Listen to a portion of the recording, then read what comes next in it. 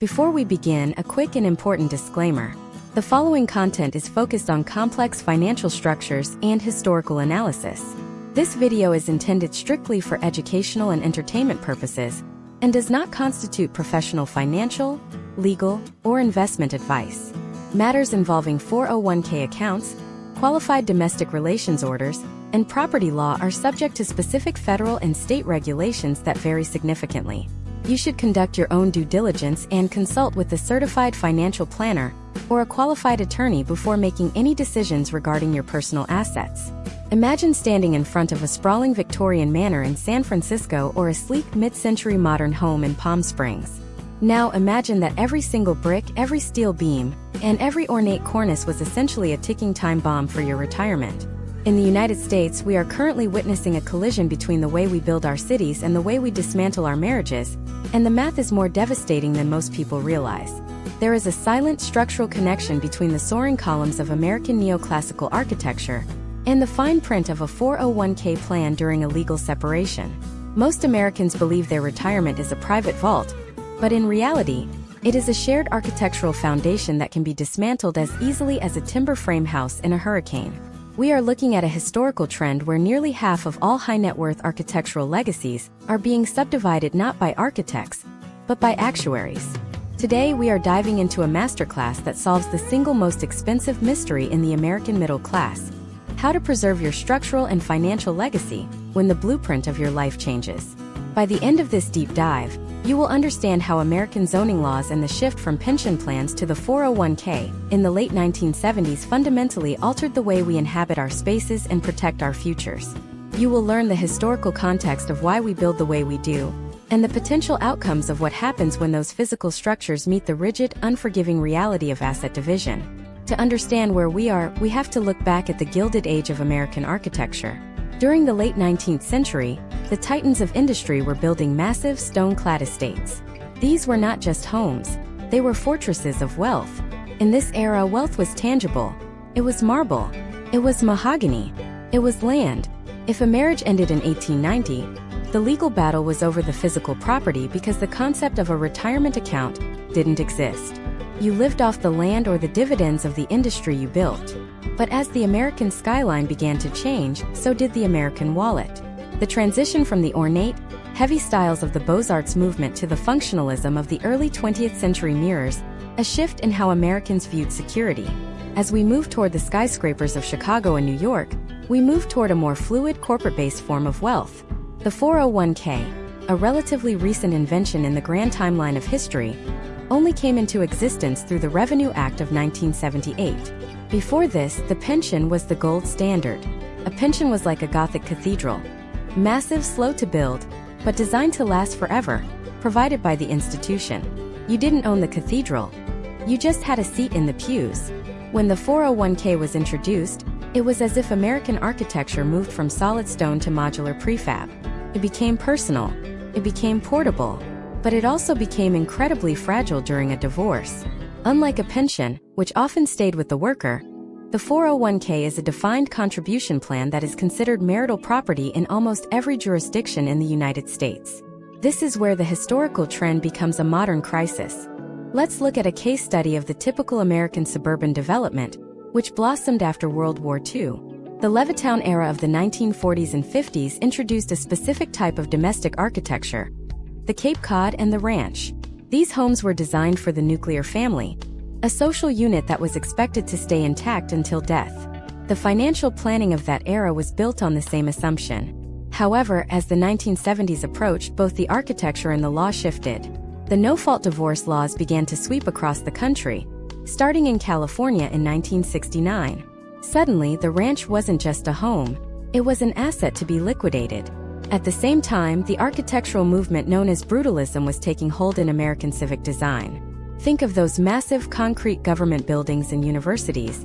They were designed to be permanent, unyielding, and transparent in their function. There is an irony here. While our public buildings were becoming more solid, our private wealth was becoming more digital and divisible. The 401k is the brutalist structure of the financial world. It is a block of capital that looks solid from the outside, but inside, it is subject to the erosion of taxes, inflation, and legal fees. When a 401k enters a divorce proceeding, it is subject to what is known as a QDRO, or a Qualified Domestic Relations Order. This is a legal instrument that instructs a plan administrator on how to divide the assets. Historically, many individuals have failed to realize that the value of their retirement account is tied to the valuation date. Much like the value of a piece of historic real estate is tied to the market conditions of the day it is appraised. If you are looking at a 401k that was built during a bull market, and you try to divide it during a downturn, the architectural integrity of your retirement plan collapses. We see this frequently in historical trends surrounding the 2008 housing crisis. During that time, American architecture faced a McMansion crisis. These were oversized, poorly constructed homes that mimicked the grandeur of the past, but lacked the structural quality. Many couples found themselves in a situation where their primary asset, the home, was underwater, leaving the 401k as the only remaining pillar of wealth. Because the 401k is often the most liquid and accessible asset after a home sale, it becomes the primary target in a settlement. To master this topic, one must understand the vesting period, which is the financial equivalent of a building's settling period. Just as a new house takes years to settle into its foundation, a 401k takes years for the employer contributions to become fully yours. If a divorce occurs before a plan is fully vested, the math becomes incredibly complex. You are essentially trying to divide a house that hasn't finished being built. Furthermore, we must consider the tax implications, which are the hidden costs of financial architecture. If you withdraw funds from a 401k before age 59.5, you typically face a 10% penalty plus income tax. However, in the context of a divorce and a properly executed QDRO, there are specific potential outcomes that allow for the transfer of funds without the early withdrawal penalty, though income taxes still apply. This is the fire escape of the financial building. A narrow, specific path that must be followed perfectly to avoid a total loss of value. American architecture history shows us that we have always been obsessed with the idea of the estate. From the plantations of the South to the brownstones of Brooklyn, we build to signal our permanence. But the 401k is a nomadic asset. It moves with you from job to job, much like the mobile home movement or the tiny house trend of more recent years. This portability is a benefit during your career, but in a legal dispute, it makes the asset slippery. It is much harder to hide a physical house than it is to mismanage the disclosure of a retirement account. As we move through this 10-part masterclass, we are going to look at the specific blueprints used by top-tier financial forensic analysts to trace these assets. We will examine how the postmodern era of architecture, with its fragmented shapes and eclectic styles, perfectly mirrors the fragmented way modern Americans hold wealth across multiple 401ks, IRAs, and brokerage accounts. We will provide step-by-step details on how the history of the American tax code has shaped the very walls you live within, and the accounts you hope will sustain you in old age. This isn't just about money, and it isn't just about buildings. It is about the structural integrity of your life. Whether you are living in a neo-Gothic apartment in Manhattan or a contemporary glass house in Austin, the laws governing your 401k are the invisible scaffolding holding it all together. Let's begin the deep dive into the specific mechanics of the QDRO and how it relates to the equitable distribution laws that vary from the Atlantic to the Pacific. To truly grasp the gravity of how a 401k is carved up during a legal separation in 2026, we have to look at the invisible lines drawn across the American landscape.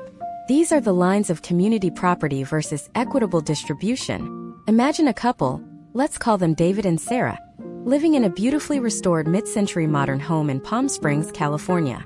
In a community property state like California, the law viewed their marriage as a literal 50-50 partnership from the moment they said "I do." Every dollar David contributed to his 401k while living in that glass-walled architectural marvel is considered owned equally by Sarah, regardless of whose name is on the account.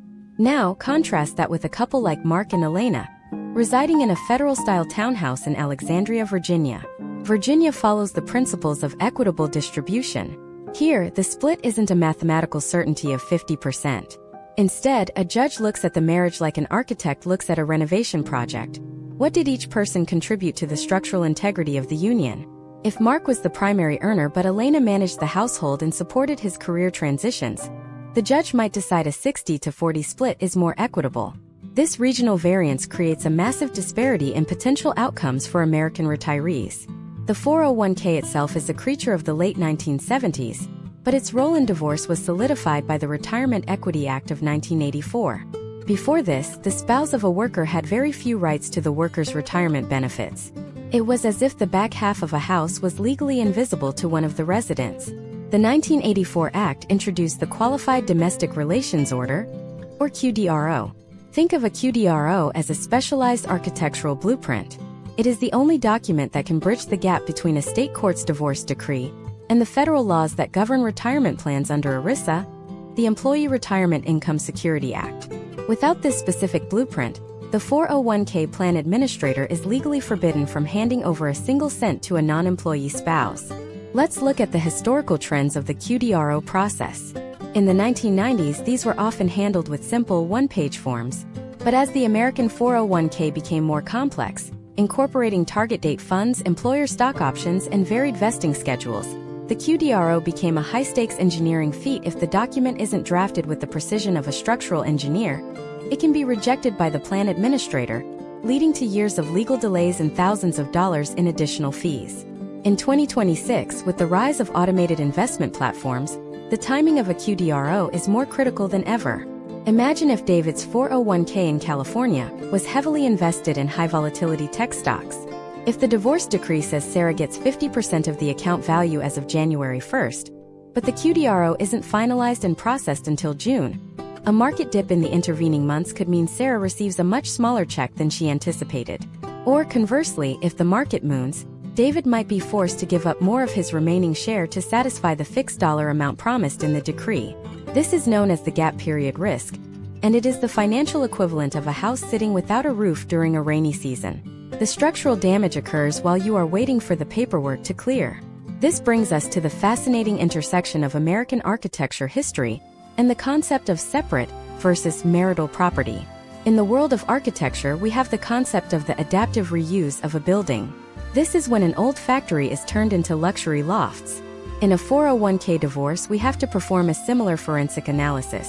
What portion of the account is an old factory, assets brought into the marriage, and what portion is luxury lofts, assets grown during the marriage? If David had $100,000 in his 401k before he ever met Sarah, that initial $100,000 is generally considered his separate property. It's the original foundation. However, any growth on that $100,000 during the 10 years they were married might be considered marital property depending on the state and the specific tracing methods used by financial experts. This is where we see the Coover and Majoska's formulas come into play. These are mathematical models used to determine the marital share of a retirement asset. They function like the mathematical ratios used in Greek Revival architecture to ensure symmetry and balance. Without these formulas, the division of a 401k would be as lopsided as a house built on a sinkhole. Historical trends show that the vesting schedule is the most common point of failure in these divisions. Many American companies use a graded vesting schedule. For example, you might be 20% vested after 2 years, 40% after 3, and so on. If a couple divorces while the employee spouse is only 60% vested, the court must decide how to handle the 40% that hasn't solidified yet. It is the architectural equivalent of trying to divide a garden that hasn't bloomed. Do you wait for the flowers to grow? Or do you estimate their future value today? Case studies from 2025 and early 2026 suggest that more courts are moving toward the reserved jurisdiction approach, where they wait until the asset vests before finalizing the split, rather than guessing at future values in a volatile economy. We also have to discuss the loan trap. In many American households, the 401k isn't just a retirement fund, it's a piggy bank. People take out loans against their 401k to fund home renovations or pay for a child's education. If Mark in Alexandria took out a $50,000 loan from his 401k to put a new slate roof on his federal townhouse, that loan is a liability that must be accounted for in the divorce. Does the loan stay with Mark? Or is the total value of the account reduced before the split? If the loan isn't addressed in the QDRO, it can trigger immediate tax penalties if Mark leaves his job during the divorce process. It is a hidden crack in the foundation that can cause the entire financial structure to collapse at the worst possible moment. As we look at the evolution of American living spaces, from the compact tenements of the early 1900s to the sprawling open-concept designs of the 2020s, we see a parallel in how we view retirement. We want open-concept finances, easy access, transparency, and flow. But the law is still built on cellular architecture, walls, compartments, and rigid boundaries. The 401k is a compartment that federal law tries to keep sealed, while state divorce law tries to pry it open. This tension creates a unique psychological burden. For many Americans, their 401k represents their everlasting house, the place they will live emotionally and financially when they can no longer work. Watching it be divided is like watching a wrecking ball hit a historical landmark. It feels like a violation of the American dream. But by understanding the zoning laws of finance, you can ensure that even if the building is divided, the remaining structure is sound, compliant, and capable of supporting your future. In the next part, we are going to look at the tax ghost that haunts every 401k division. We'll explore why a $500,000 401k is almost never actually worth $500,000, and how the net value of your retirement account is influenced by the same economic forces that determine the fate of the great American Art Deco skyscrapers during the Great Depression. What happens when the government wants its cut of your settlement before you even see the check? And more importantly, how does the valuation date determine if you are walking away with a penthouse or a basement? The answers lie in the fine print of the IRS code and the shadows of American history. To understand the tax ghost, we must first look at the very concept of deferred maintenance in American architecture. In the 1920s, during the surge of Art Deco masterpieces like the Chrysler Building, architects and owners understood that while the facade was gleaming, the internal systems, the plumbing, the wiring, the elevators, represented a future liability that would eventually come due. A 401k is built on the exact same structural logic. It is a tax-deferred vehicle. This means that every dollar sitting in that account is a gross figure, not a net figure. It is a building with a lien on it, held by the Internal Revenue Service. Imagine a citizen named James living in a sprawling prairie school home in Oak Park, Illinois. In this year 2026, James has a 401k worth $1 million on paper. In his divorce settlement, he agrees to give his spouse, Sarah, $500,000. On the surface, this looks like an even split. However, if Sarah takes that $500,000 as a cash distribution via QDRO to buy her own bungalow, she isn't actually getting $500,000. Because that money has never been taxed, the plan administrator is required to withhold 20% for federal income taxes immediately. Sarah walks away with $400,000, while James retains $500,000 in the account. James's half will also be taxed eventually, but he benefits from continued tax-deferred growth on a larger principal.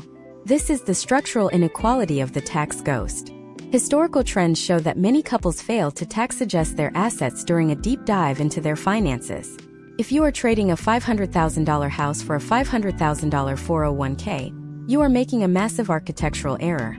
The house has a different tax structure, specifically the Section 121 exclusion on capital gains for a primary residence. The 401k is taxed as ordinary income. In 2026, with shifting tax brackets, the difference between these two assets could represent a 25 to 35% disparity in actual purchasing power. It is like trading a steel frame skyscraper for a wood frame cottage and claiming they are equal because they have the same square footage. Let's examine the step-by-step details of the valuation date, which is perhaps the most volatile element of the entire process. In architecture, the value of a building is often determined by the date of its completion or the date of a historical designation. In a 401k divorce, the court must pick a specific moment in time to freeze the account for division. This could be the date of separation, the date the divorce was filed, or the date of the final judgment. Consider a case study from the early 2020s. A couple filed for divorce when the market was at an all-time high. Their 401k was heavily weighted in growth stocks, mimicking the exuberant vertical ambition of the international-style skyscrapers. By the time the QDRO was actually processed 18 months later, the market had entered a correction. Because the legal document specified a fixed dollar amount based on the high watermark of the filing date, the participant's spouse had to hand over almost 80% of the remaining account to satisfy the debt to the ex-spouse. The architectural integrity of his retirement was demolished because the legal blueprint didn't account for market subsidence. In 2026, we see a move toward using percentage-based divisions rather than fixed dollar amounts to mitigate this risk.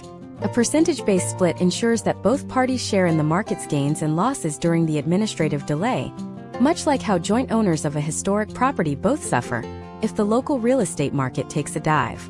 This is the difference between a rigid, unyielding structure and one designed with the seismic dampers used in modern California skyscrapers.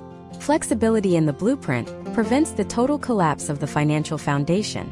We must also look at the historical context of the 10% early withdrawal penalty. Normally, the IRS acts as a gatekeeper, much like the strict zoning boards of the New England colonial era. If you try to change the use of the land or the money before the designated time, you are penalized. However, Section 72(2)(c) of the Internal Revenue Code provides a unique historical exception. If a distribution is made to an alternate payee pursuant to a QDRO, the 10% early withdrawal penalty is waived. This is a critical piece of information for someone like Sarah in our earlier scenario. While she still pays income tax, she avoids the penalty. But here is the catch. This exception only applies if the money comes directly from the 401k. If she rolls that money into an IRA first and then takes a distribution, the 10% penalty returns with a vengeance. It is a technicality that functions like a trapdoor in a Victorian mansion. One wrong step, and you lose a significant portion of your net worth. The history of American architecture is a history of managing environments, heating, cooling, and insulation. The 401k is an environment for your money, and the tax code is the insulation. When you break the seal of that environment during a divorce, the heat escapes. Case studies show that the most successful asset divisions in 2026 are those that utilize an in-kind transfer. This is where the assets are moved from one 401k to another 401k or a rollover IRA without ever being touched by the hands of the individual. This preserves the insulation. It keeps the tax-deferred status intact and allows the architectural growth of the compound interest to continue. To understand the depth of this, we have to look at the ERISA laws of 1974. ERISA was designed to create a uniform federal standard, much like the International Building Code was designed to ensure that a skyscraper in New York and a skyscraper in Chicago followed the same safety protocols. Because ERISA is a federal law, it preempts state law. This means that even if a state judge orders a specific division of a 401k, if that order violates the specific terms of the employer's plan document, the plan administrator can simply say no. This creates a fascinating legal tension. You have a state official trying to dictate the terms of a federal entity.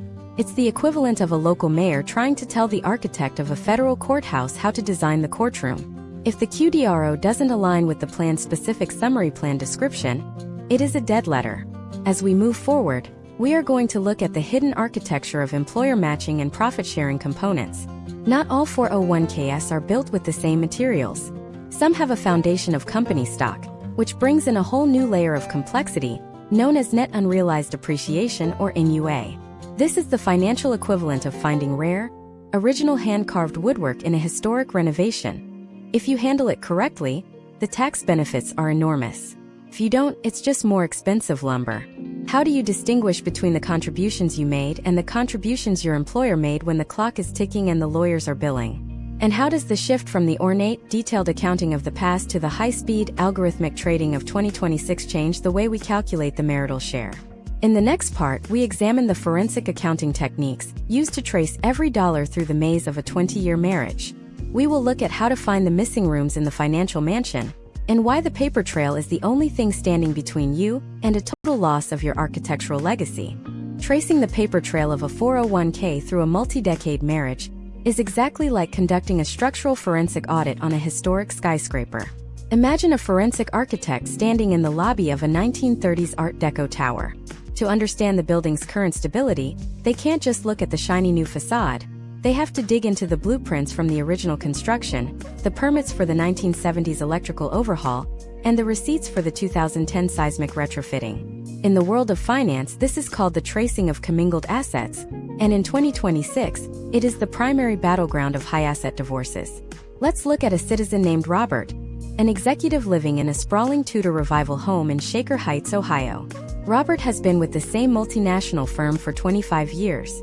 His 401k is massive, but it is a complex layering of premarital contributions, employer matches that vested over different schedules, and dividends that were automatically reinvested. During his 15-year marriage to his spouse, Catherine, the account grew from $200,000 to $1.5 million. Robert claims the original $200,000 is his separate property. But here is the architectural flaw. Over those 15 years, Robert didn't just let that $200,000 sit in a vault. He traded stocks, he shifted into mutual funds, and he took out a loan to repair the slate roof on their Tudor home. By mixing those premarital funds with marital contributions and using the account for marital expenses, Robert has engaged in what is known as commingling. In historical trends, once an asset is sufficiently commingled, it can lose its separate identity entirely, much like a historic wing of a building that has been so thoroughly renovated that none of the original materials remain. The court might look at this and decide that the entire $1.5 million has been transmuted into marital property. To prevent this outcome, Robert needs a forensic accountant to perform a tracing analysis, essentially a brick-by-brick deconstruction of the account's history, to prove which portions remain separate. The first step in this deep dive is gathering the summary plan description and the individual benefit statements. In the early 2000s, these were physical stacks of paper mailed to your door. Today, they are digital footprints stored in cloud servers. However, many financial institutions only keep detailed records for 7 to 10 years. If Robert and Catherine were married in 2010, and Robert wants to prove the value of his account from 2005, he might find that the records have been purged. This is the financial equivalent of a fire at the city's records office. Without those documents, the law often defaults to the assumption that the asset is marital. This is why maintaining a personal archive is the most critical aspect of financial architecture. Now, consider the role of employer matching. This is the structural reinforcement of the 401k. Most American companies use a formula, perhaps a dollar-for-dollar match up to 6% of salary. From a historical perspective, employer contributions were often seen as a gift, but in a 2026 divorce court, they are viewed as deferred compensation. If the matching funds were earned during the marriage, they are marital property. But what if the matching funds were based on a vesting schedule that started before the marriage but concluded during it? We then apply the coverture fraction. This is a mathematical ratio where the numerator is the amount of time the participant was in the plan during the marriage, and the denominator is the total time the participant was in the plan. This fraction determines the marital portion of the building's value. Imagine if our architecture followed this same logic. If you spent 10 years building a house, but were only married for the last 3 years of the construction, your spouse might only be entitled to a percentage based on those final 3 years. In the world of 401ks, the coverture fraction is the most common tool used in case studies to achieve an equitable distribution. However, this formula can be incredibly simplistic. It doesn't account for the fact that the account might have grown more aggressively in the years before the marriage than during it, or vice versa. A more sophisticated method is the direct tracing method. This is where a forensic accountant looks at the actual performance of the premarital shares.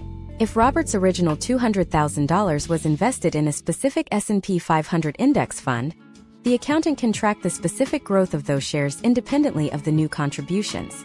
This is like identifying the original hand-hewn oak beams in a house and separating their value from the modern drywall added later. In 2026, specialized software allows for this level of granularity, but it requires the raw data, the trade confirmations and dividend reinvestment records. Let's add another layer of complexity: the 401k loan. In the mid-2010s and early 2020s, 401k loans became a popular way for Americans to fund down payments on homes during the real estate boom. In our case study, if Robert took a $50,000 loan to fund the down payment on the Shaker Heights house, he essentially created a debt to himself. When he pays that loan back through payroll deductions, he is using marital income to replenish a separate property account. This creates a circular flow of capital that can drive a divorce attorney wild. The spouse can argue that the 401k now has a marital component equal to the amount of the loan repayment. This is a classic example of how the physical structure of the American home and the digital structure of the 401k are inextricably linked. Furthermore, we must address the concept of the passive appreciation of separate property. If a building increases in value simply because the neighborhood became trendy, that is passive appreciation. In many states, passive appreciation on a separate asset remains separate property.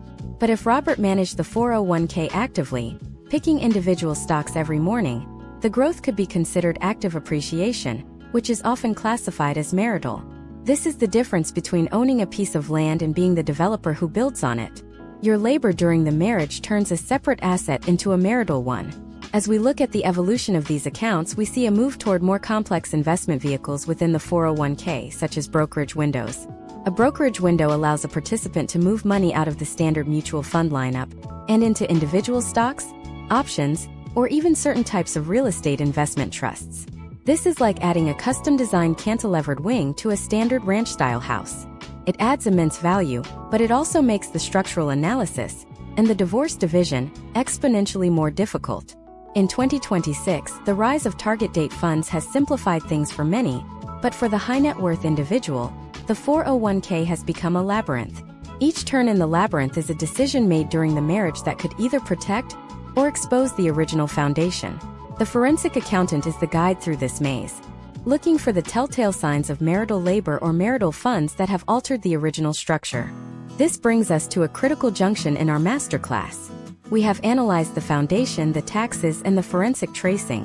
But what happens when the 401k is not just holding cash and stocks, but is actually holding the company itself? This is the world of ESOPs, employee stock ownership plans. This is where architecture and finance merge into a singular massive structure. If your 401k is composed of shares in a private company where you work, how do you value those shares for a divorce? Is it the book value, the market value, or the historical value? And what happens when the very walls of your workplace are the assets you are trying to divide? In the next part, we will explore the high-stakes world of private company valuations and the net unrealized appreciation strategy that can save a fortune or cause a total structural failure. The secret lies in understanding how the government treats company stock differently than a standard mutual fund, and it all traces back to the industrial history of the American Rust Belt. The industrial history of the American Rust Belt is etched into the very skyline of cities like Detroit, Pittsburgh, and Cleveland. These cities were built on the backs of massive manufacturing plants, often designed in the functionalist or industrial Gothic style, vast, sprawling complexes of brick and steel that represented the collective sweat of a generation. In these industrial hubs, the concept of the company man was born, and with it the employee stock ownership plan or ESOP. This is a specialized form of a 401k where the retirement fund is primarily or exclusively invested in the stock of the employer. When this type of asset enters a divorce in 2026, it isn't just a number on a screen. It is a piece of the company's physical and economic history. Imagine a citizen named Michael who works for a legacy engineering firm based in a repurposed 1920s garment factory in Milwaukee. Over 20 years, Michael has accumulated a significant amount of company stock within his 401k. In the eyes of the law, this stock is a marital asset, but unlike a share of a publicly traded tech giant, the value of this private company stock is opaque. It is the architectural equivalent of a building with no public records of its square footage or structural integrity. To divide this asset during Michael's divorce from his spouse, Linda, the court must first determine what a single brick of that company is actually worth. This leads us to the high-stakes world of private company valuations. In 2026, valuation experts use three primary historical trends to assess value: the asset-based approach, the market approach, and the income approach. The asset-based approach is the most literal. It looks at the fair market value of the company's tangible assets, the machinery, the inventory, and the very real estate they occupy. If Michael's firm owns the historic factory building, the appreciation of that real estate must be factored into the stock price. It is a fusion of property law and corporate finance. However, the income approach is often more relevant for a functioning business. This method looks at the future expected cash flows of the company and discounts them back to a present value. It is like an architect looking at a blueprint and estimating the long-term utility of the building. If the engineering firm has a backlog of federal infrastructure contracts stretching into 2030, the stock value rises. But here is the friction point. Linda's legal team will argue for a high valuation to increase her settlement, while Michael's team will argue for a lower valuation, citing the lack of liquidity. This is known as a marketability discount. Because Michael cannot simply sell his private shares on a public exchange like the New York Stock Exchange, their value is often reduced by 20 to 30% in the final tally. Now we must discuss the most powerful and dangerous tool in the 401k arsenal: net unrealized appreciation, or NUA. This is a tax strategy that traces its roots back to the desire to encourage employee ownership in the mid-20th century. If Michael's 401k contains highly appreciated company stock, he has a unique choice during the QDRO process. Normally, when you take money out of a 401k, it is taxed as ordinary income, which in 2026 can be as high as 37%. But with NUA, Michael can move the stock into a regular brokerage account. He pays ordinary income tax only on the original cost basis, the price at the time the stock was put into the account, while the growth or the appreciation is taxed at the much lower long-term capital gains rate. Case studies from the last few years show that failing to account for NUA potential in a divorce is a multimillion-dollar mistake. If the divorce decree simply orders a 50-50 split of the account value without specifying how the NUA stock is handled, the tax advantages could be lost forever. It is like a developer tearing down a historic facade to build a modern box, not realizing the facade itself held a massive tax credit. To execute an NUA strategy within a divorce, the QDRO must be drafted with extreme precision, ensuring the stock is distributed in kind and not liquidated. If the plan administrator sells the stock to cut a check for Linda, the NUA tax shield evaporates instantly, leaving both parties with a massive tax bill. The historical context of the Rust Belt also brings us to the concept of the closed shop and the golden handcuffs. Many ESOPs were designed to keep employees from leaving, mirroring the way company towns of the early 1900s were designed to keep workers dependent.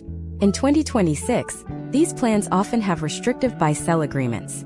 If Linda is awarded 50% of Michael's company stock, the company itself may have a right of first refusal to buy those shares back. This prevents an ex-spouse from becoming an unwanted business partner. However, the price the company pays might be dictated by a formula written in the 1980s that doesn't reflect the 2026 market. This is a structural trap.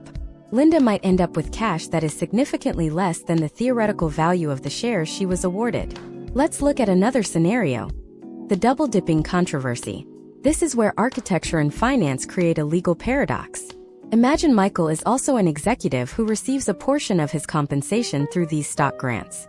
During the divorce, his income is used to calculate alimony or spousal support. If that income includes the value of the stock, and the stock itself is also divided as a marital asset, Michael is essentially paying Linda twice out of the same pot of money.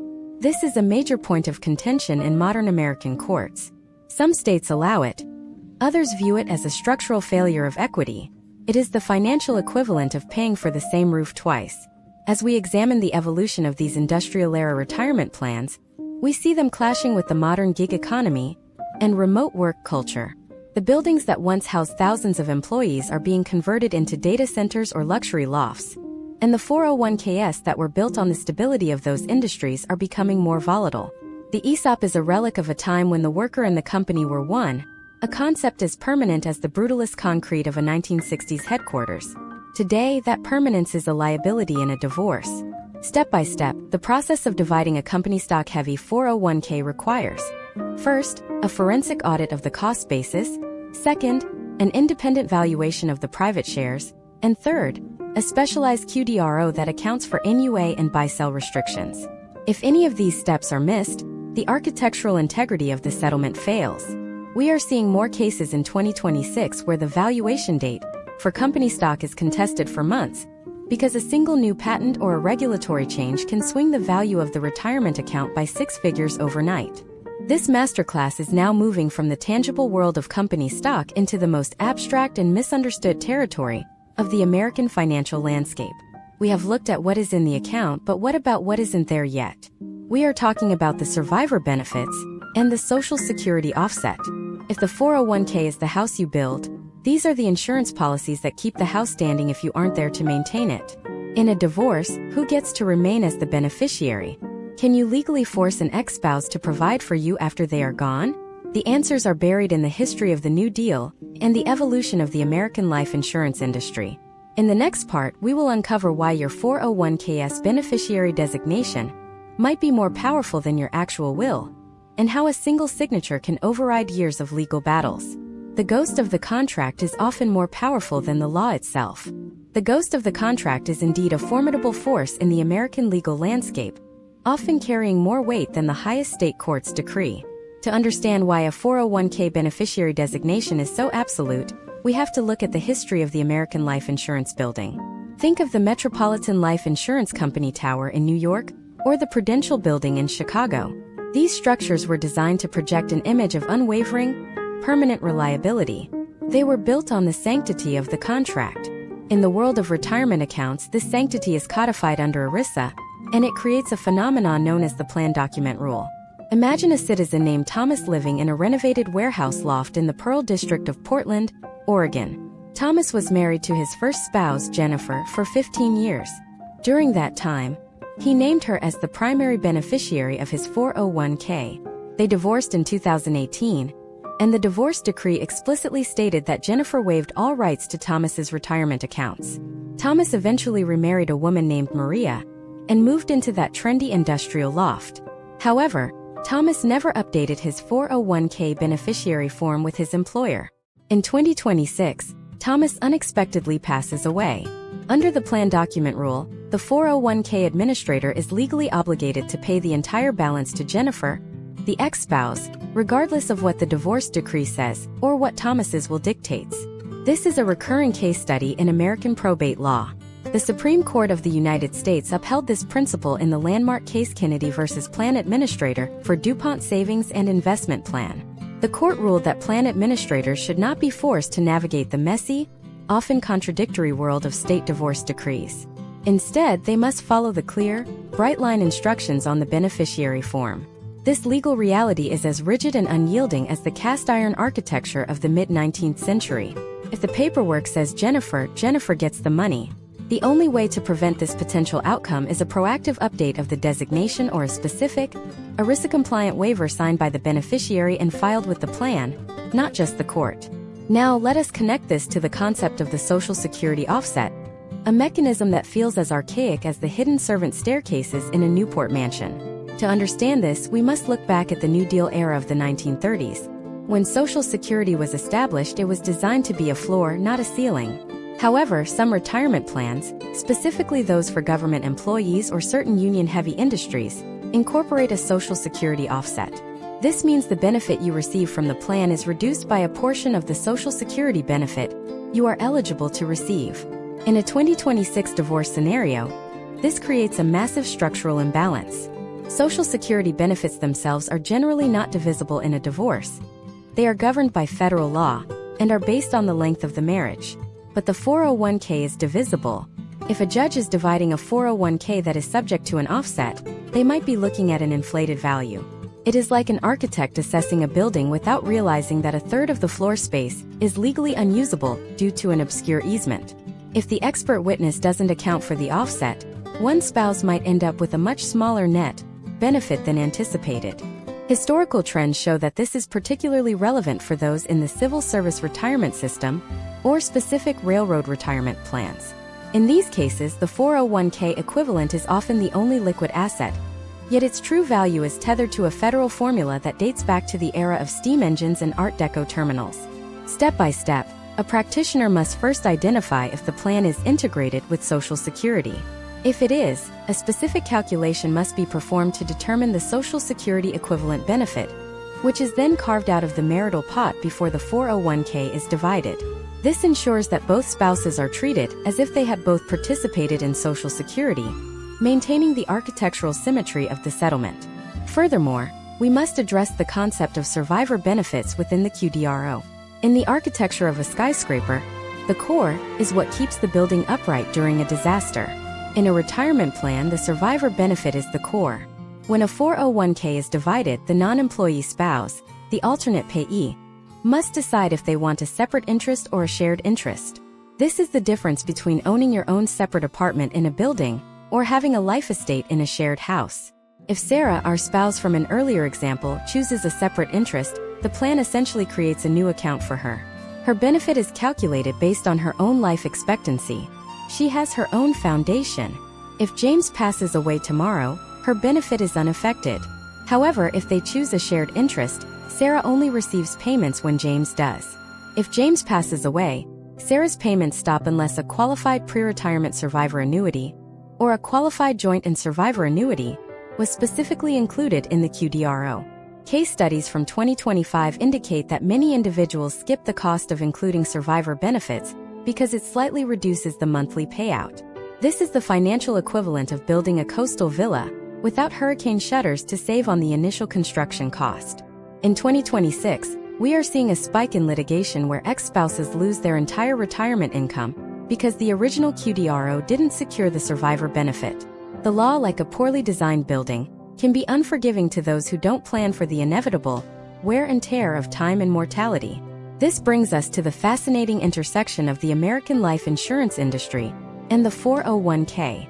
In the 1950s and 60s, Insurance companies were the primary architects of retirement security, often embedding life insurance policies directly within corporate pension plans.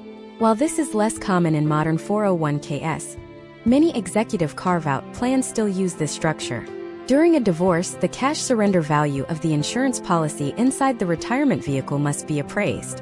Is it part of the 401k? Or is it a separate life insurance asset? The answer depends on the historical plan documents. We are seeing a trend in 2026 where life settlement companies are entering the divorce space, offering to buy these embedded policies for a lump sum. This is like a developer buying the air rights above a historic building. It provides immediate liquidity to settle the divorce, but it strips the long-term protection from the financial structure. Every decision to liquidate a portion of the retirement architecture for a quick settlement has long-term echoes. As we look at the evolution of these beneficiary laws and offset formulas, we see a system designed for a different era of American life, an era of the company man and the lifetime marriage. Today, in our world of serial careers and blended families, these old structures are cracking. The beneficiary form you signed at your first job in 1995 might still be sitting in a digital file cabinet, waiting to redirect your life's work away from your current family. The masterclass is now shifting from the internal mechanics of the plan to the external environment. We have built the house and insured the occupants, but what happens when the very ground beneath the house moves? We are talking about the market volatility of the mid-2020s and the inflationary pressures that are resizing the American retirement dream in real time. How do you divide an account that is losing 8% of its purchasing power every year? And why does the cost of living adjustment, or COLA, function like the climate control system in a modern museum, preserving the value of the past against the harsh reality of the present? In the next part, we will explore the inflation proofing of your divorce settlement and why some 401ks are built to withstand the heat while others melt away. The secret lies in the asset allocation of the 1970s versus the 2020s. In the world of finance, inflation is the silent termite of the architectural world. You don't see it working, but over time it hollows out the beams and weakens the load-bearing walls of your retirement. To understand how to inflation-proof a 401k division in 2026, we have to look back at the 1970s, the era when the 401k was born and the last time the United States faced a similar architectural crisis of value. In the 70s, the dominant style was postmodernism, a reaction against the cold, rigid lines of the past, characterized by eclectic shapes and a sense of irony. It was a perfect mirror for the economy of the time, where the solid value of the dollar was being reshaped by stagflation. Imagine a citizen named Brandon, an aerospace engineer living in a sleek, high-tech brutalist-inspired home in Seattle. Brandon is going through a divorce and has a 401k worth $800,000. In 2026, the United States is seeing a cost of living adjustment COLA of 2.8% for Social Security, but the real-world inflation in cities like Seattle is often much higher. If Brandon agrees to pay his spouse, Chloe, a fixed sum of $400,000 in a settlement that takes 18 months to finalize, he is essentially giving her $400,000 in yesterday's money. By the time Chloe receives the check, its purchasing power might have eroded by 5 to 10%. This is the architectural failure of the fixed dollar settlement. Historical trends show that in the 1970s, asset allocation was vastly different. Most retirement funds were heavily weighted toward bonds and cash, the brick and mortar of finance. But in a high inflation environment, these assets melt away. Today, in 2026, we see a shift toward inflation-sensitive asset allocation. Modern 401ks often include TIPS, Treasury inflation-protected securities, REITs, real estate investment trusts, and commodities. If Brandon's account is allocated 60% to equities and 40% to TIPS, while Chloe's settlement is a flat cash amount, the structural balance of the divorce is skewed from day one. Step by step, to inflation-proof a 401k division, a professional must first identify the specific date of valuation, and then tie the award to the gains and losses of the specific investments. Instead of awarding Chloe $400,000, the QDRO should award her 50% of the account balance as of the valuation date, adjusted for subsequent market performance and inflation.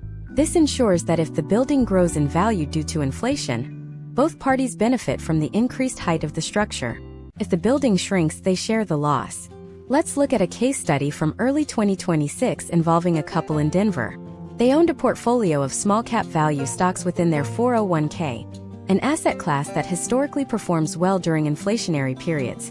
Much like how small, efficient bungalows often retain their value better than massive, high-maintenance estates when energy costs soar. Because their divorce agreement included a market adjustment clause, the non-employee spouse received an extra $42,000 in the final transfer to account for the appreciation that occurred during the 8-month legal delay. Without that clause, she would have been left with a foundation that was too small for the house she planned to build. We also have to consider the COLA offset. While Social Security has a built-in cost of living adjustment, most 401ks do not. Once you begin taking distributions, the amount is fixed unless you actively manage the investments to outpace inflation. In a divorce settlement, if one spouse is taking the 401k and the other is taking a pension with the COLA, the 401k holder is taking on significantly more atmospheric risk.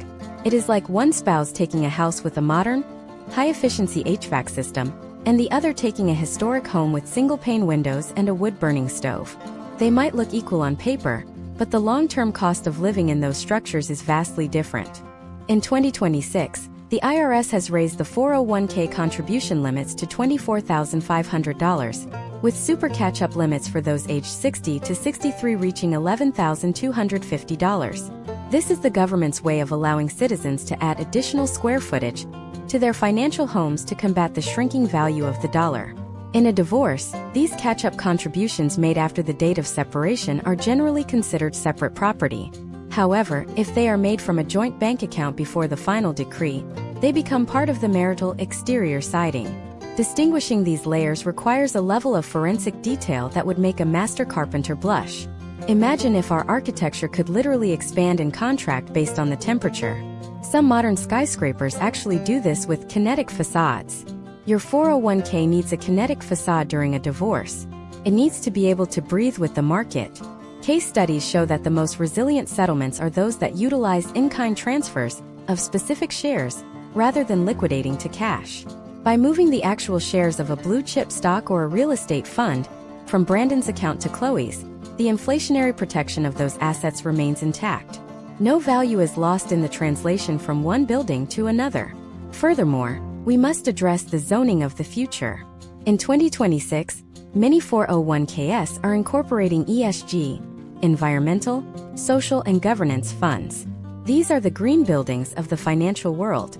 While they are designed for long-term sustainability, they can be more volatile in the short term. If a divorce settlement forces the liquidation of these green assets during a market dip, the parties are effectively paying a sustainability tax on their separation. As we move toward the final stages of this masterclass, we have to look at the ultimate seismic event in the life of a 401k, the early retirement or disability scenario. What happens when the architect can no longer work, and the building must support them earlier than planned? How does a divorce decree from 10 years ago handle a sudden change in the building code of your life? In the next part, we will explore the Rule of 55 and the substantially equal periodic payments, SEP, under Section 72T. These are the emergency exits of the 401k world. If you are 55 and find yourself divorced and unemployed in the economic landscape of 2026, how do you unlock the vault without the 10% penalty? And how do you prevent your ex-spouse from claiming a share of these emergency funds? The answer lies in the specific timing of your separation from service and the hidden bylaws of your employer's plan. We are moving from the construction of the house to the high-stakes survival of the occupant. In the high-stakes survival of the occupant, the Rule of 55 functions as the emergency egress of the American financial skyscraper. To understand this, we have to look at the history of the American corporate campus. In the 1950s and 60s, office architecture was dominated by the international style, glass, steel, and rigid hierarchies designed to house a worker from their first day of service until they were handed a gold watch at age 65. The buildings were permanent and the career path was linear. But as the 1980s introduced the cubicle farm and a more transient workforce, the building codes of retirement had to change. This is why the IRS introduced specific exit strategies for those who find themselves separated from service before the traditional retirement age. Imagine a citizen named Marcus, a project manager in Charlotte, North Carolina. Marcus is 55 years old in 2026. He has just been laid off as part of a corporate restructuring, a common architectural shift in the modern economy. Simultaneously, Marcus is navigating a divorce. He needs immediate cash to secure a new residence and cover legal fees. Under normal circumstances, taking money out of a 401k before age 59.5 triggers a 10% early withdrawal penalty. However, because Marcus is at least 55 and has separated from his employer in the same calendar year, he can invoke the rule of 55. This allows him to withdraw funds from his current employer's 401k without that 10% penalty, though he still owes ordinary income tax. Plus 2. This is a critical architectural distinction. The rule of 55 only applies to the 401k of the employer you just left. If Marcus has $200,000 in a 401k from a previous job he held in his 40s, that money is still locked in the basement. He cannot touch it penalty-free until 59.5. This historical trend of siloed assets means that the structural integrity of your retirement depends on which building you are standing in when you lose your job. In 2026, many individuals are choosing to consolidate their old 401ks into their current employer's plan specifically to gain access to the Rule of 55, a process known as a reverse rollover. It is the financial equivalent of reinforcing a modern wing by moving materials from an older, less accessible part of the estate. But what if you are younger than 55? What if you are 45 and the divorce has left you with no choice but to tap into your retirement? This is where we encounter the substantially equal periodic payments or SEP, governed by Section 72T. This is not an emergency exit. It is a life support system. SEP allows you to take penalty-free distributions from an IRA or a 401k at any age, provided you follow a strict multi-year schedule. Plus 1.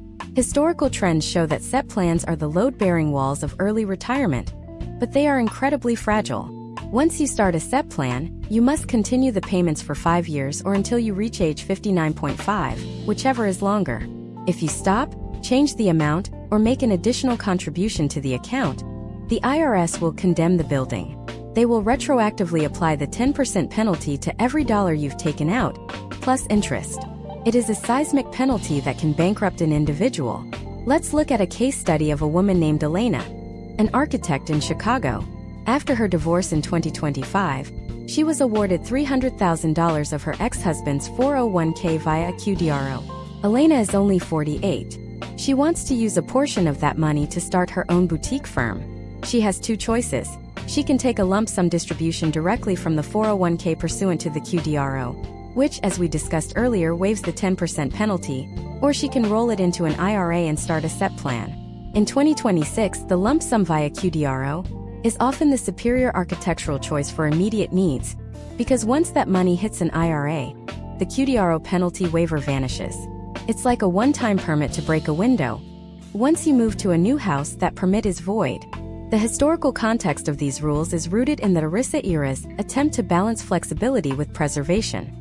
The government wants you to keep the building standing until you are old, but they recognize that life-altering events like divorce are natural disasters that require a release valve. In 2026, the complexity of these rules has led to the rise of retirement forensic architects, professionals who do nothing but calculate the exact stress loads of 72T payments using one of the 3 IRS-approved methods: the required minimum distribution, RMD method, the fixed amortization method, or the fixed annuitization method. The RMD method is the most conservative. It's like a small, steady stream of water. The fixed amortization method is more like a pressurized fire hose, providing more cash but draining the reservoir faster. Choosing the wrong method is a structural error that can't be easily fixed. In a divorce settlement, if the QDRO isn't coordinated with these early access strategies, the non-employee spouse might find themselves with an asset they can't actually use for another decade without losing 10% to the government. Step by step, if you are looking to utilize the Rule of 55 or a SEP plan in 2026, first, you must verify that your specific plan document allows for partial distributions.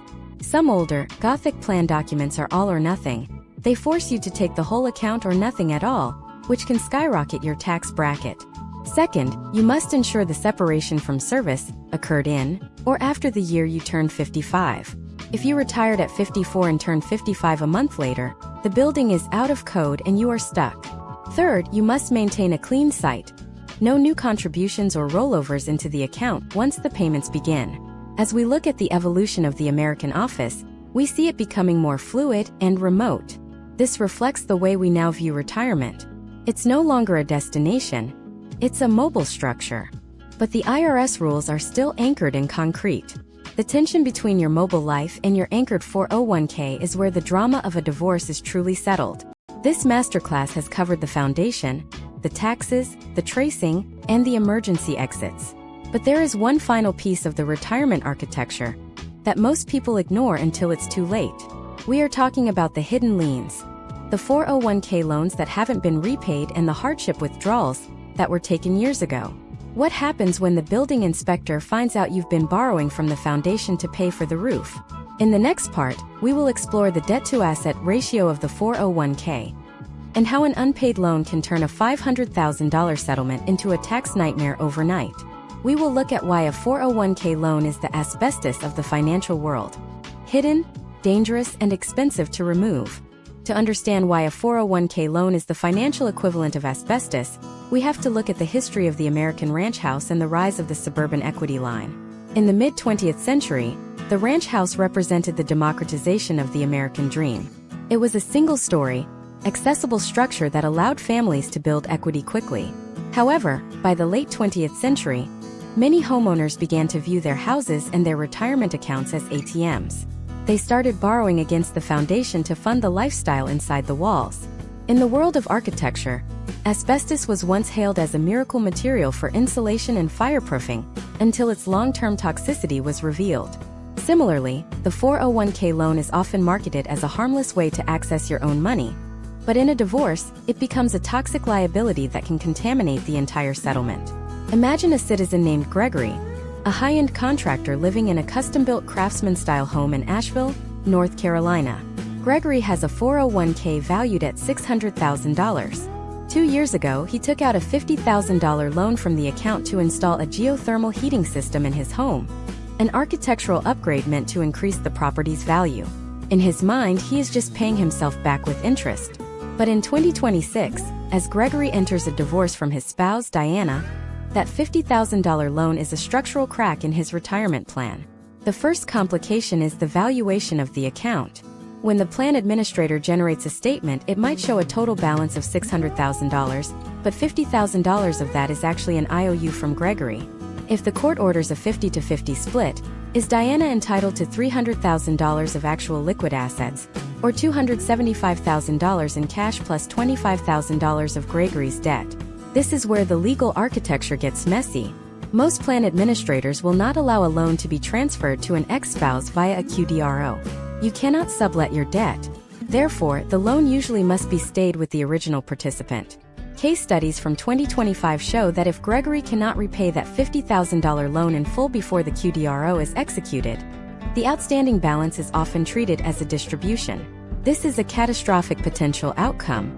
If the $50,000 is deemed a distribution, Gregory owes immediate income tax on that amount. Furthermore, if he is under age 59.5, he may be hit with the 10% early withdrawal penalty. Suddenly, the money he borrowed to improve the house has created a tax bill that effectively shrinks the remaining 401k. It is like discovering that the beautiful stone fireplace in your Craftsman home is actually leaking carbon monoxide. You have to pay a fortune to fix a feature you thought was an asset. Historical trends indicate that the 401k loan trap is especially dangerous during employment transitions. If Gregory's contracting business slows down and he leaves his firm, or if he is terminated, the 401k loan typically becomes due in full almost immediately, often by the tax filing deadline of the following year under the Tax Cuts and Jobs Act provisions. If he cannot pay it back, it is a deemed distribution.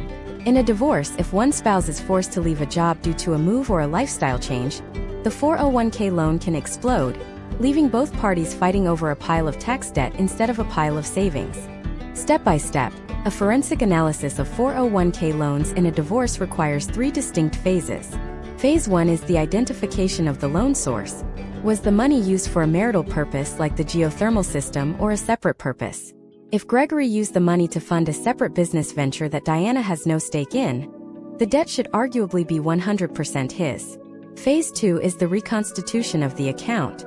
To find the true marital value, the expert must add the loan balance back into the total account value before doing the math for the split. Phase 3 is the allocation of the tax liability. A well-drafted settlement must specify who pays the taxes and penalties if the loan is defaulted upon during the divorce process. Now consider the hardship withdrawal, which is the architectural equivalent of scavenging a building for parts. Unlike a loan, a hardship withdrawal is permanent. You are taking a sledgehammer to the foundation and removing the bricks. You can't put them back. Historically, hardship withdrawals were reserved for extreme circumstances, preventing eviction, paying for funeral expenses, or catastrophic medical bills. In 2026, the criteria have expanded, but the tax consequences remain brutal. If Gregory took a hardship withdrawal to pay for a legal retainer at the start of the divorce, he has permanently reduced the compounding power of his retirement. He has removed the load-bearing beams of his future to survive the present. The American architecture of the 1920s often featured spite houses, narrow, awkward buildings constructed specifically to irritate neighbors or ex-partners by blocking their light or view. Unmanaged 401k loans and withdrawals can function as financial spite houses. If one spouse drains the 401k through loans and distributions before the other spouse can file for an injunction, they are effectively blocking the financial view of the other party's future. In 2026, courts are becoming much more aggressive about account waste. If Gregory is found to have taken loans without Diana's consent for non-marital purposes, the court may credit those amounts back to Diana from other assets, like the equity in the Asheville home. This brings us to the intersection of the 401k and the primary residence. In the United States, these are usually the two biggest pillars of wealth. They are like the twin towers of a Gothic cathedral. In many 2026 divorce settlements, we see a trade-off strategy. Gregory might keep his entire 401k, including the $50,000 loan, while Diana takes a larger share of the home equity. This is a popular potential outcome because it avoids the complexity of a QDRO. However, it ignores the deferred tax problem we discussed in Part 3. Gregory is keeping an asset that is 100% taxable, while Diana is taking an asset that has a massive capital gains exclusion. He is keeping the asbestos-filled building while she takes the clean lot next door. As we look at the evolution of American domestic space, we see a move towards sustainability and resilience. A resilient retirement plan is one that is free of internal debt. In the final part of this masterclass, we are going to look at the ultimate blueprint. We will synthesize everything we've learned, from the neoclassical foundations of the law to the brutalist reality of the IRS. How do you assemble all these pieces into a settlement that won't collapse 10 years from now? We will look at the final walkthrough, the checklist every American needs to ensure their QDRO is approved, their taxes are mitigated, and their architectural legacy is preserved. And we will answer the biggest question of all. In a world of shifting laws and volatile markets, is the 401k still the best building for your future? Or is it time for a new architectural movement in American finance? The conclusion of our deep dive starts now. The conclusion of our deep dive starts now with the final walkthrough of the ultimate financial blueprint. To understand the future of the 401k, we must look at the current state of American architecture in 2026. We have moved past the rigid blocks of the mid-century and the ornate confusion of the postmodern era into a period of adaptive urbanism. This is an architectural movement focused on flexibility, sustainability, and the ability of a structure to evolve as the environment changes. Your retirement plan must mirror this shift. It is no longer enough to build a static vault of cash. You must build a living, breathing ecosystem that can survive the seismic shifts of a legal separation and the inflationary heat of a new decade. Imagine a citizen named Sophia, a data scientist living in a sustainable 3D printed modular home in Austin, Texas. Sophia's home is designed to be expanded or contracted based on her needs. Her 401k is managed with the same philosophy. As she finalizes her divorce from her spouse, Julian, she isn't just looking at a pile of assets. She is looking at a master plan. She understands that the 401k is a specific type of building material, one that is highly sensitive to tax moisture and legal pressure. To ensure her settlement stands the test of time, she follows the final checklist of the financial masterclass. Step 1 is the pre-construction audit. Before a single legal document is signed in 2026, Sophia ensures that every penny in the 401k is accounted for, including the hidden dividends and the reinvested capital gains we discussed in the forensic tracing section. She cross-references the plan's summary plan description with the proposed QDRO. Historical trends show that the most common reason for a QDRO rejection is a simple architectural mismatch. The court orders a type of distribution that the specific employer plan does not allow. For example, if the court orders a lump sum but the plan only allows for monthly annuities, the building permit is denied. Sophia avoids this by sending a draft of the QDRO to the plan administrator for pre-approval before the judge ever sees it. This is the financial equivalent of a zoning board review. Step 2 is the structural integrity test of the valuation. In 2026, the market is no longer a slow-moving river. It is a high-frequency digital ocean. Sophia and Julian agree on a valuation date that is tied to a specific market close, but they also include a gain/loss provision. This ensures that the $250,000 Julian is receiving doesn't become $210,000 or $290,000 by the time the paperwork clears. By tying the award to the performance of the underlying assets, they maintain the symmetry of the original architectural vision. They are sharing the risk and the reward, just as joint owners of a historic property share the costs of a rising tide. Step 3 is the mitigation of the tax ghost. Sophia recalls the lessons from our deep dive into the 1970s and 2020s inflationary cycles. She knows that $1 in a 401k is not the same as $1 in a Roth IRA or $1 in a checking account. She insists on a tax equalization calculation. If she is keeping the 401k and Julian is taking the cash from their joint savings, she adjusts the total amount to account for the fact that she will eventually owe the government a significant portion of her account. In 2026, this calculation is more complex than ever due to shifting tax brackets and the sunsetting of previous tax codes.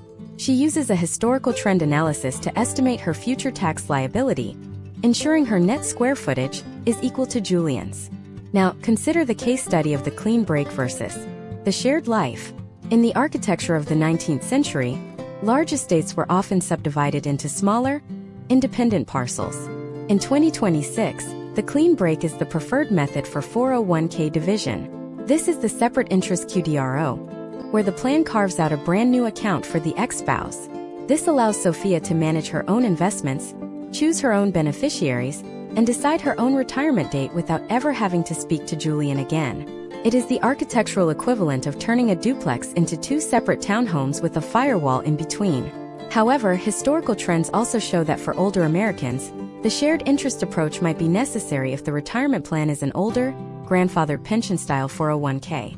In this scenario, the two parties remain financially linked, sharing the same foundation until death. This is a high-risk structure that requires the survivor benefit protections we analyzed in Part 6. Without those protections, the building collapses the moment the primary participant passes away. In 2026, Sophia chooses the separate interest because she values the modular flexibility of her modern life. Step 4 is the beneficiary reconstruction.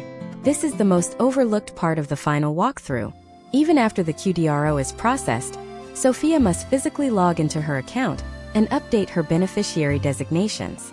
As we learned from the ghost of the contract, the law of the plan document overrides the law of the divorce court. If she leaves Julian on that form, her 3D printed modular future will be handed back to him if she passes away. She updates the form to name her children or a specialized trust, ensuring the legacy she has fought for is preserved for the next generation. Finally, we must ask the question: is the 401k still the best building for your future in 2026? American architecture history shows us that every style eventually gives way to something new. We are seeing the rise of the Secure Act 2.0 provisions, which allow for emergency savings accounts linked to 401ks and employer matches for student loan payments. We are seeing the rise of the portable starter K for small businesses. The 401k is becoming more like the smart home of the 2020s, integrated, automated, and full of features that didn't exist 20 years ago. But with these new features comes new complexity. The potential outcomes of a 401k divorce in 2026 are more varied than at any other time in American history. You can walk away with a reinforced skyscraper of wealth, or you can find yourself standing on a vacant lot with nothing but a pile of tax forms and legal bills. The difference lies in the depth of your understanding and the precision of your blueprint. As we conclude this masterclass, remember that your financial life is the greatest structure you will ever build. It requires regular maintenance, structural audits, and an awareness of the historical forces shaping the ground beneath you. From the stone fortresses of the Gilded Age to the digital vaults of the present, the goal has always been the same: security, legacy, and the freedom to inhabit your own space on your own terms. You now have the tools, the data, and the historical context to navigate the intersection of 401k law and the physical world. The walkthrough is complete, the inspections are signed off, and the foundation is set. But the story of American wealth and architecture never truly ends. Even as you settle this chapter, a new architectural movement is already beginning to take shape in the halls of Congress and the offices of the world's leading designers. The question is no longer just how you divide what you have, but how you will build what comes next in a world that never stops moving. This concludes our 10-part deep dive. The blueprint is in your hands. Now it is time to build.